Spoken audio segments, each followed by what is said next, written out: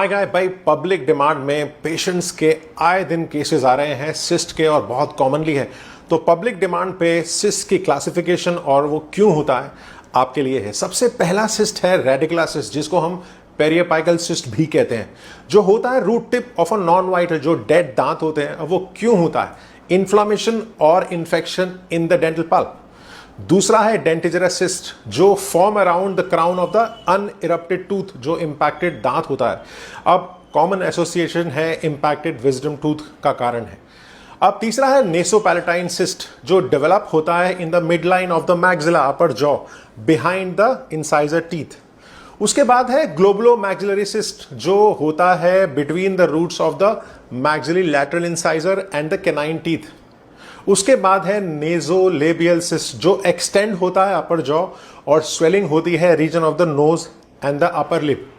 उसके बाद है lateral periodontal cyst near the roots of the teeth, usually premolars और बोन डिस्ट्रक्शन भी कॉज करता है। उसके बाद है कैल्सिफाइंग ओडोंटोजेनिक सिस्ट, जो एक कैल्सिफाइड मटेरियल का होता है और सॉलिड ट्यूमर के साथ ओडोंटोमास भी कहलाता है। सिंपल बोन सिस्ट, जिसको ट्रॉमेटिक बोन सिस्ट भी कहते हैं, जो डेवलप होता है जॉ बोन के अंदर after trauma pseudocysts as they lack the epithelial lining. अब पैराडेंटल सिस्ट की अगर बात करूंगा, जो मैंडिबल बकल बाइफिकेशन सिस्ट भी कहते हैं, जो लोकेट होता है near the roots of the lower molars और बोन लॉस का भी कारण है। उसके बाद है बहुत कॉमन एमिलोब्लास्टोमा, जो एक नॉन कैंसरस बिनिंग ट्यूमर है, जो डेवलप होता है often in the jaw near the molars, beginning in the cells, जो फॉर्म करता है protective epithelial enamel lining of your teeth. अब जो एमिलोब्लास्टोमा है एक सिस्ट नहीं है, it is known for is locally aggressive nature, जो इन्वेड करता है, डिस्ट्रॉय करता है बोन और टिश्यूज को। अब इन कॉन्ट्रास्ट अगर बात करेंगे, जो मोस्ट सिस्ट होते हैं वो नॉन इन्वेजिव होते हैं and they tend to expand and remodel the surrounding bone without destroying it. एक rarely ameloblastoma they can become cancerous malignant.